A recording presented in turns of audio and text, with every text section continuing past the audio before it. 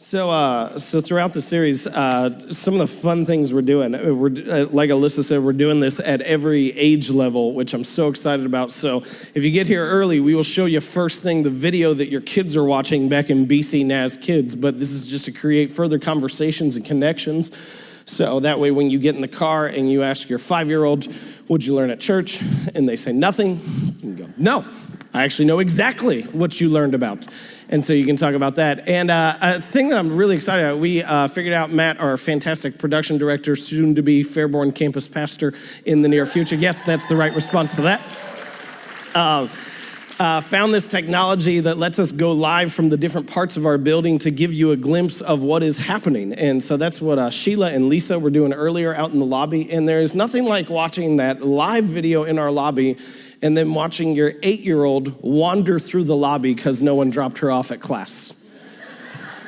It's just a great feeling. Yep, that's Maddie. Awesome, fantastic. So that's all coming up this series. If you have a Bible with you, we are going to be in Genesis chapter 25. Genesis 25. Over the next 7 weeks, starting today, we are going to be looking at the life of Jacob and Jacob's pursuit of meaning and significance and belonging.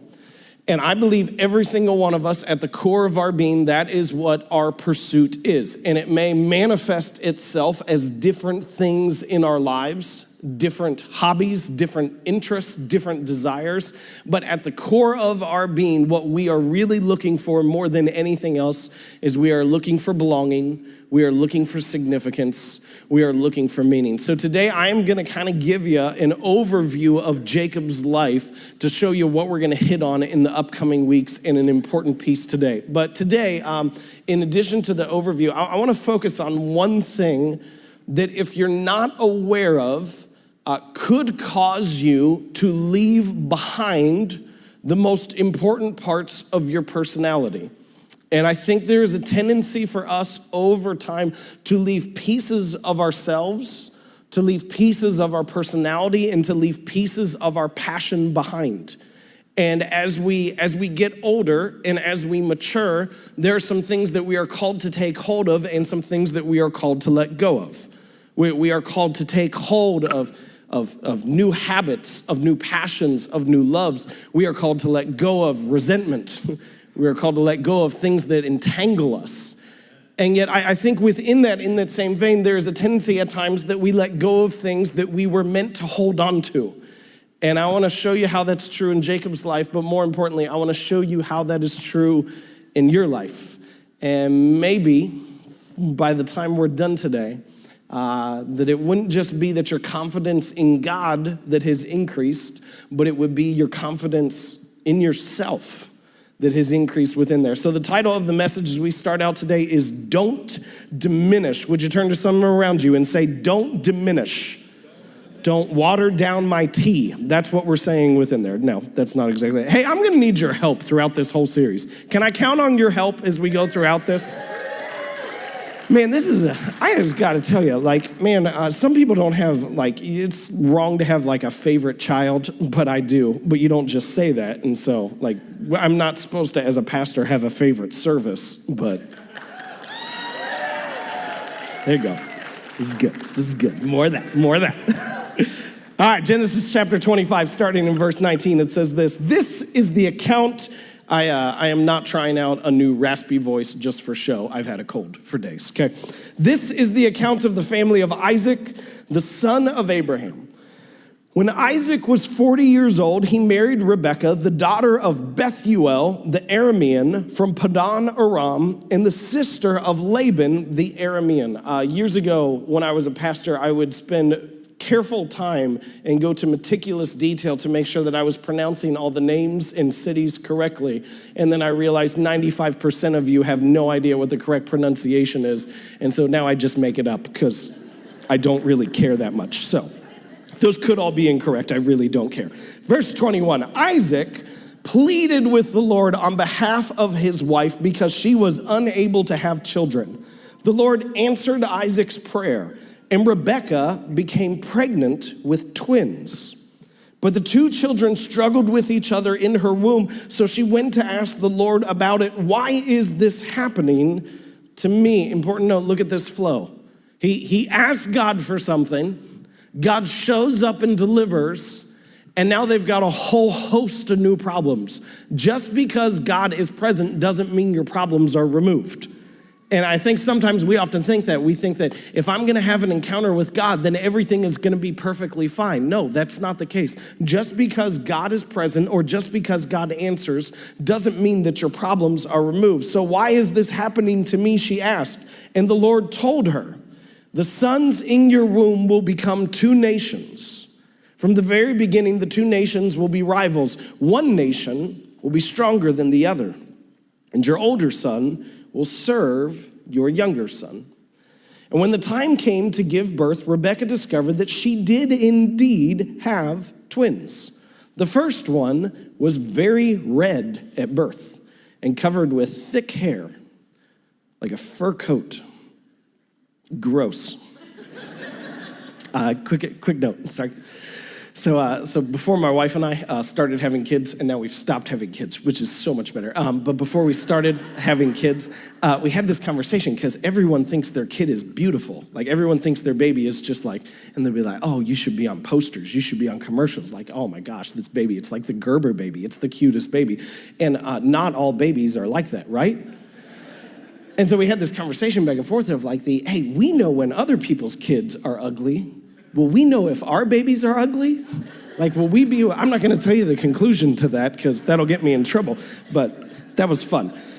So Esau, they named him Esau. Here's an interesting thing. Very red at birth, covered with thick hair like a fur coat, so they named him Esau.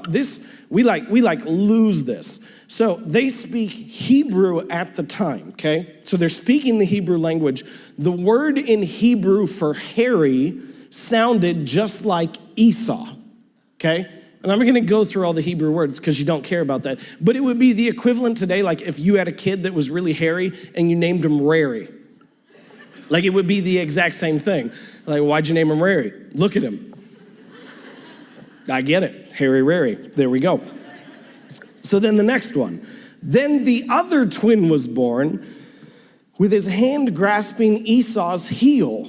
So they named him Jacob. Jacob sounds just like the Hebrew word for heel grabber. So they go, this is how he came out, grasping his heel. And so we're going to name him Jacob because that sounds just like heel grabber. Isaac was 60 years old when the twins were born. And this is one of those passages, I know there's some Sunday mornings when I read a passage that you know exactly where it's going and you're like, oh, we're gonna talk about that. Oh, that's what we're gonna focus on. And today we're gonna talk about the fact that Esau means hairy and Jacob means heel grabber. And I'm really not kidding about that. And you go, why would we do that? What difference does that make? And I'm not going to attempt to rename some of you Harry, okay? That's not what we're looking for. We're not gonna try to rename you Esau within there. I've seen some of you men with your shirts off, and it would fit, but that's not the point of the message today. I wanna focus in on Jacob. You go, well, what does the fact that Jacob is named heel grabber have anything to do with us? And Jacob is named heel grabber. Other definitions for this are supplanter. That is who Jacob is. He is the supplanter. And this one initial act of grasping onto his brother's heel as he is being born actually becomes the definition for his life. You don't want to be the heel grabber. Like if you're the heel grabber, it means you are behind. It means you are chasing. It is not someone who is, as the writer in Hebrews says, running the race set before him. It is the person who is attempting to run someone else's race because they seem to be having a nice life. Like the heel grabber is the person who bases their value on what everyone else thinks of them. The supplanter is the person who bases their significance on their Instagram followers or their Facebook friends or the number of likes they received on their awesome picture of their salad that they ate that day at lunch. That is what it is. And instead of doing what you've been called to do, instead of discovering what you have been set out to do, and instead of living that life to the absolute best of your abilities, it is the person who is always chasing. It's the person who is always behind. And so the one characteristic of Jacob that describes him more than anything else is actually his ambition. It's his ambition. And this is one of those things that it may seem a little odd because we're starting this series today, Come Matter Here, talking about ambition. And for most of us, we would think this. We would think that the message of Come Matter Here is about contentment. Like Come Matter Here is finding like acceptance and comfort and meaning and belonging in exactly where you are right now in what you have. It's not about wanting. It's not about desiring something else. It's about being comfortable where you are in this moment and feeling the significance of the moment that you are in. But that's not Jacob. Jacob is ambitious to the core. And this defines Jacob at his best, and it also defines him when he is at his worst. And I bring this up right at the beginning for this reason. Is while Jacob's ambition defines his life, that is often something that we can view as a negative thing. And this might be the tendency within your life, is you may feel the pressure to diminish what God has put in you. You may feel the pressure to reduce or to downsize or to downgrade the exact gifting and strengths and personality that God has put in you. And the reality is this, is we talk about this idea of ambition. Ambition itself is not a bad thing. And too much of it may be a bad thing, but we don't say something is bad just because it's bad in excess, right? Like when I was a kid, my parents every day, they gave me a Flintstone vitamin, and they were delicious. They were, so fantastic. And so every day I got a Flintstone vitamin, and one day they left the jar opened. And I thought, if one vitamin is healthy, then 50 vitamins are real healthy. And so I ate every last Flintstone vitamin. And so my parents found out. They bought me medicine that made me throw up. And that was the most colorful toilet bowl I have ever seen in my entire life. It was like a mosaic of purples and reds and oranges and yellows. It was absolutely beautiful. But in that moment, I didn't go like, I need to be done with this forever just because in excess it was bad. And my concern within this, and the thing that I've seen over time, is I see people within their personality, within their gifting, within their ability, called to diminish the exact same thing that God has put within them. And so here's that, when I was in school, I got in trouble all the time. Like, I can't even begin to describe, not serious trouble, just annoying kid in class trouble. And this is what I got in trouble for more than anything else as I look back through grade school. I got in trouble for not working on the work that I was supposed to and for making jokes about what the teacher said, okay? I want you to look at this. My job now is to work on the work slightly ahead of what our team is working on so they can run into that. And to do this, I get paid to do the thing that I got in trouble for my entire life. And if I would have heard that and accepted that, I would have reduced things within my gifting that were never meant to be reduced. I look at my kids like this, and my kids, they're all so unique in their gifting. Like they all have just such like different abilities compared to each other. And one of my daughters, she is a planner through and through and through. It is amazing how much she wants everything scheduled out. And it's like every single thing we do, it's like So she asked me this morning, she was here at church at 7:30, and she's like, what are we doing today? I was like, well, we have church, and then I have a meeting, I have a lunch after church, and then I have a meeting later that night, and she goes, that's it? I was like, well, that feels like a lot to me. I mean, I guess it's not for you, but it feels like a lot to me. And we'll get in the car and we'll go somewhere. And she'll be like, where are we going? We're going here. How long will it take for us to get there? 20 minutes. And so she'll watch the clock, and as soon as it hits 20 minutes, she's like, it's been 20 minutes and we're not there yet. And please don't call CPS on me. Like that wasn't me, that was the Holy Spirit. Let's keep going.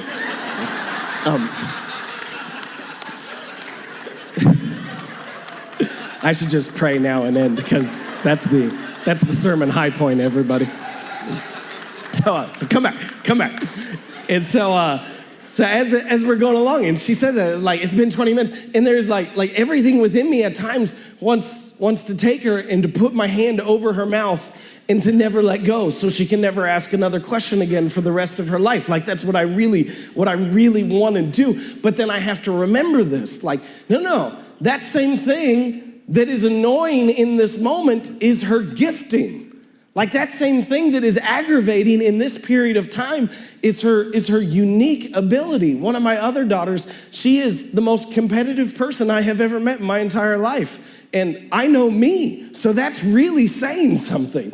And she is, and like every single thing we do, we can't just ever walk up the steps in my house. That's what I want. I want us to just be able to walk up the steps without it being a race, without shoving someone into the handrail, without quite literally grabbing someone's heel. That is the definition of heel grabber, so that you can get in front of them. And there's this part of it that go, that's too much. You need to cut it out. You need to quit. And then I have to remember, no, that's her gifting. Like that's what she's been created to do.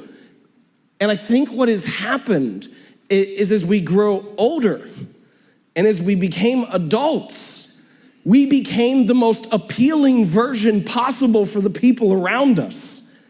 And instead of becoming the person who we were created to be, the unique person that we were created to be, the gifted, the passionate person that we were created to be, it's almost as if we took a poll of all those around us and tried to select the most appealing version possible.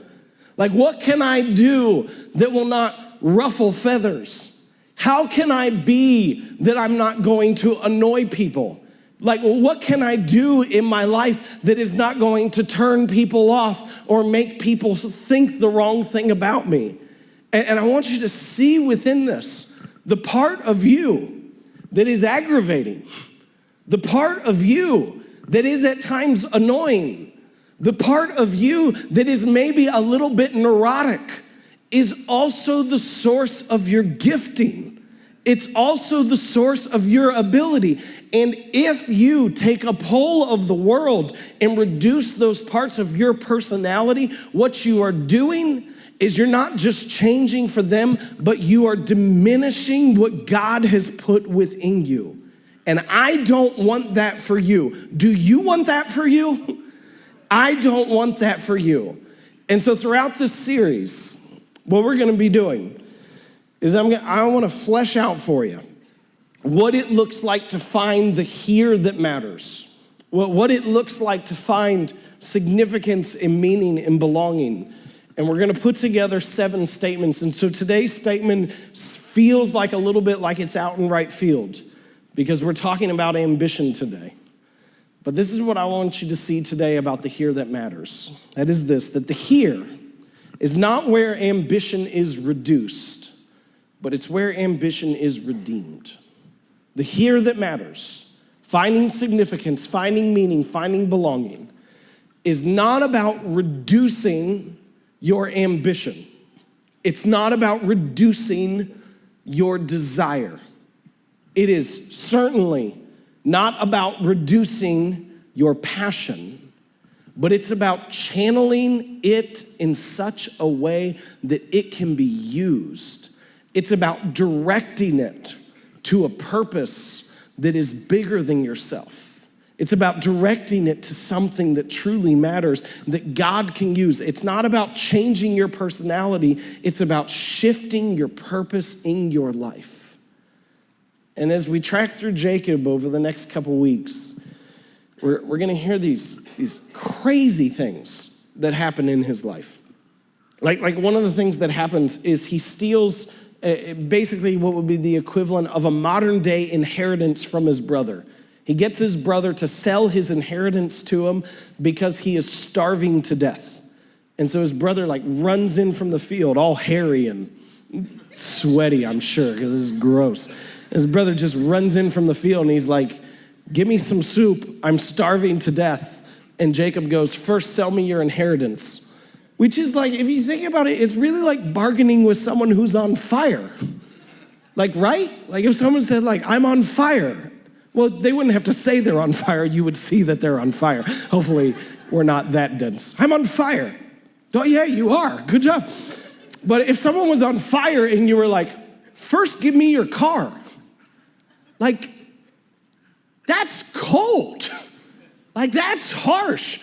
And so Esau comes in and he goes, I'm starving to death. And Jacob goes, first sell me your inheritance. And he does.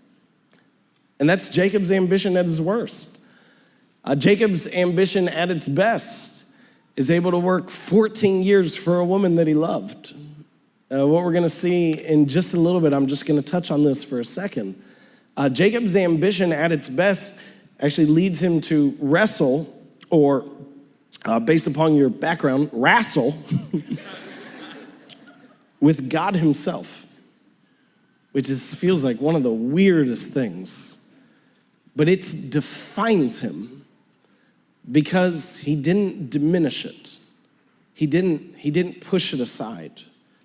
And I think this is what happens, okay? And let me, please speak clearly on this. I think what happens is when we feel like we don't belong, when we feel like we are uncomfortable in our own skin, like we don't fit in the body that we're inhabiting, I think what happens is we don't begin to just tell ourselves a story that if I'm going to matter, I need to go somewhere else, which is a temptation, is it not? To go, maybe if I was in that place, that city, that stage of life, that job, that thing, or that relationship, then I would matter. We don't just tell ourselves that if I could go somewhere else, I would matter, but we begin to tell ourselves, if I could become someone else, then I would matter. And we begin looking it around and we start going, well, they seem happy. What are they doing? Maybe I'll just do that. They seem happy. Their Instagram feed is filled with pictures of them smiling. They must be happy. Maybe that's the life I'll live. And before too long, we're heel grabbing. Before too long, we're running everyone else's race instead of our own. And this is what I want you to hear. The thing for Jacob that at times causes him heartache is the thing within him that leads him to greatness. The thing for Jacob that is at times annoying is the thing that causes him to move forward in a way that only God could have moved through him, not when he was trying to be someone else. God can't move through you if you're trying to live someone else's life. And so we ask all the time, we go, God, I want you to move in my life. I want you to do something. You're not even in your life. And so you have to firmly be in the life that you have been given in order for God to move in that moment, because God can't move in your life if you're living their life.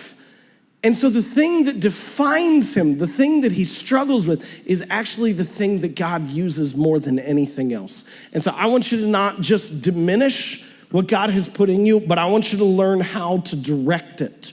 I want you to learn how to use it and how to move it to something that truly matters. So we go, so how do we take that?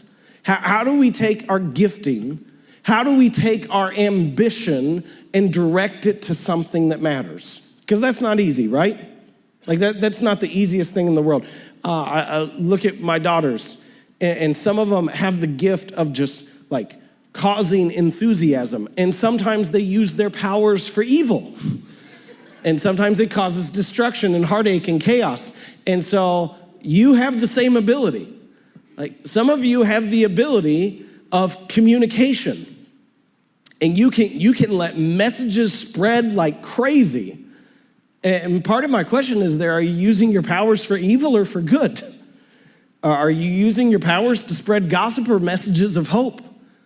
Some of you are trendsetters, and you have passion and enthusiasm. And my curiosity within that is that passion and enthusiasm, is that being exhibited in this place or only when you're in the stands of a sports arena? Are you using the desires that God has given you? Are you using them are they being redeemed or are they being used for something else? And so how do you direct it? You don't want to diminish it. How do you direct what God has put within you? And I want you to have what Jacob ends up having. And that is that Jacob has an encounter with God. And I want to tell you this, there is no substitute in your life for having an encounter with God. There is no substitute for that. And some of you need to go to counseling. And that wasn't just like a sermon illustration, that was a very serious statement. Like, say, I talked to you a lot. Some of you need to go to counseling. Not with me, because I'm a terrible counselor. Like, you need to go to counseling, and you should do that. But that is no substitute for having an encounter with God. Some of you, you need to get to work. Like, you need some stuff to do, and you're spending too much time in your life daydreaming and thinking about different things, and you need to actually do something. And so you need to do that. But that's no substitute for an encounter with God. And I am not arrogant enough to think that the only place that you can have an encounter with God is in church on a Sunday morning. I'm a little arrogant, okay? But I'm not that arrogant to think that. I think you can have an encounter with God 1,000 different ways, but I think there is something unique that happens here. I think there is something special that happens here. I was having a conversation yesterday with two ladies who are going through really hard times in their life. And they both said that. The one said, she goes, every Sunday morning I'm a blubbering mess. And the other one goes, oh, me too. Well, you guys can just sit together. Like, that'll make it convenient for you. But there's something about that when we gather together that is powerful. Even if you don't know everyone around you. I hope you get to learn everyone around you. That's why we keep making you greet the people around you so many times in a row, much to your dismay at times. But that's what Jacob finds out. And so I'm not going to give this whole thing away because we're going to get to this later in this series and we're going to look at it in a little bit. But Jacob wrestles with God. Jacob himself has a wrestling match with God. And you go, what? Like, I'm sure when you think of an encounter with God, you weren't thinking wrestling match, right? Like, you were thinking like maybe special prayer time, worship, lyrics stuck out to you. You weren't thinking wrestling. I don't know of many guys who go, I'm looking for Jesus, I'm gonna go wrestle some people. If you do, you fall into that category of who needs counseling, just to be clear within there. And it is interesting as you look through commentators, a lot of them say, because it describes him as a man and as God, this man that Jacob wrestles with, it describes him as a man and as God, and they go, it wasn't God, it has to be a man. And the reason why they say is because Jacob wins the wrestling match. It couldn't be God because Jacob wins the wrestling match, and there is no way that Jacob is beating God in a wrestling match. And I understand that sentiment. But here's the thing that I think is interesting, is I wrestle my kids all the time. Like all the time I wrestle my kids. And sometimes I let them win. And when I let them win, it usually involves them laying on top of me and then I fall asleep and take a nap. So I kind of win too at the same time. So I'm pretty pleased by that. But sometimes I let them win. And there's a piece of that, and you go, how would Jacob beat God in a wrestling match? And I understand it entirely. Because when I wrestle my kids, I'm enjoying the time with them. Like, I like to see cultivating that passion in them, seeing how ambitious they are, seeing how much effort they can give, at times curbing the violence. Like, we wrestle, we don't punch in the face. Off limits for the wrestling. We don't do that right now. And so like going through all those different things, it would not be helpful for my children if when they came up wrestling me, if I flipped them over, pile drive them to the ground, and then walked away. Like that would be the end of the wrestling. And so here's the piece within there, is when I wrestle my kids, even when they beat me, even when they pin me, I win the relationship. Like, and that's the point, is that the relationship is stronger there. If I crush them, if I body slam them, that's the end of that. And the similar thing is true with us and God. Is sometimes, you ready for this? Sometimes God lets you win. Because his ultimate concern is the relationship.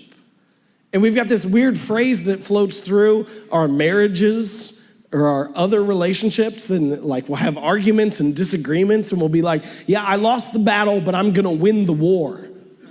If you win the war, everyone loses. Like, that's not what you're looking for. Like, you can lose the battle and win the relationship because the relationship is the point. And some of moving through that, man, as I look at my kids, I go, man, I just want to be there. I just want to be present. And some of it I have to curb. Like, some of it is a teaching time. My 4-year-old Molly, she makes me concerned because every single time we wrestle, she takes her shirt off. And like when she's 4, that's cool. In a couple years, it's not gonna be cool. And so we're gonna have to make sure that doesn't happen. But it's that time together. And so Jacob has this wrestling match with God. And again, we're gonna look later on in this series at this whole passage and look at something else that comes out of it. But I wanna show you what happens at the end of this in verse 28. It says this, the man says to him, it says, your name will no longer be Jacob. Your name will no longer be heel grabber. It will no longer be supplanter. Your name will no longer be Jacob. The man told him, from now on, you will be called Israel, because you have fought with God and with men and have won. This is, I'm changing your name. And while Jacob means heel grabber, Israel is a much, much different name. Well, while his previous name had been defining his running someone else's race, his attempting to supplant someone else, his desire, his ambition to be like everyone else was. Now he's named Israel, which means may God prevail. And so look at this. He loses the wrestling match, and his name is changed to may God prevail. And God in this moment doesn't change his personality, but he changes his purpose. He doesn't change his gifting or his ability or the way in which he was wired, but all of a sudden he directs it to a new purpose. And the same ambition that drove Jacob earlier in his life to consume and to accomplish and to conquer is now the ambition that is going to make God's name great in the world that he lived in. And I think what happens at times, when I was growing up, we sang this song in church, and the song was this: anytime there was like a moment of salvation, we would talk about how you need to surrender. That's what you need to do. You need to surrender your life, which I understand that phrase. I don't love that phrase, because the idea that we give when we say surrender is that somehow when I accept God, there's less of me instead of more of me, which is what actually takes place, because now I have me and I have Christ in me at the same time. But the song that we sang, it said this: it says, I surrender all. And I get the meaning behind it.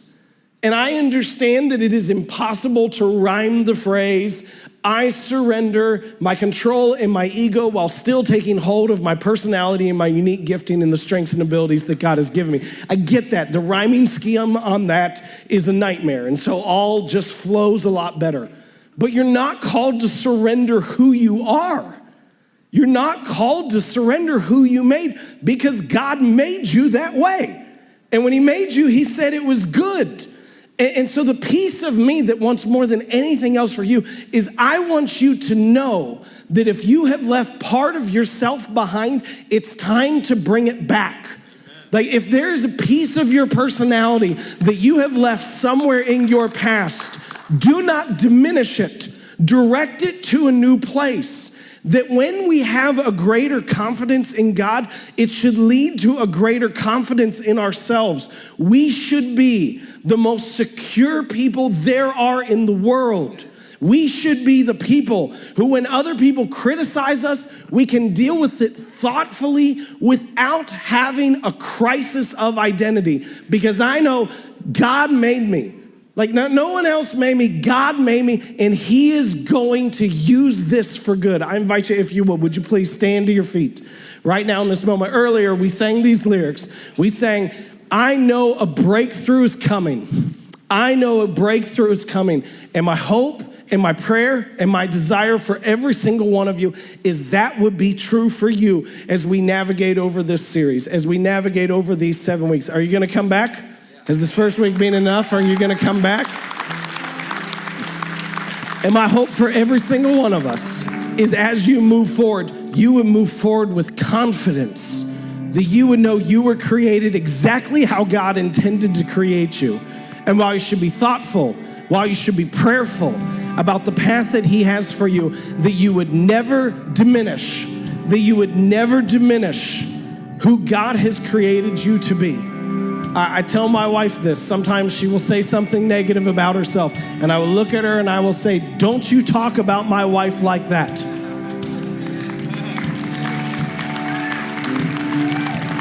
And this is what I want you to hear.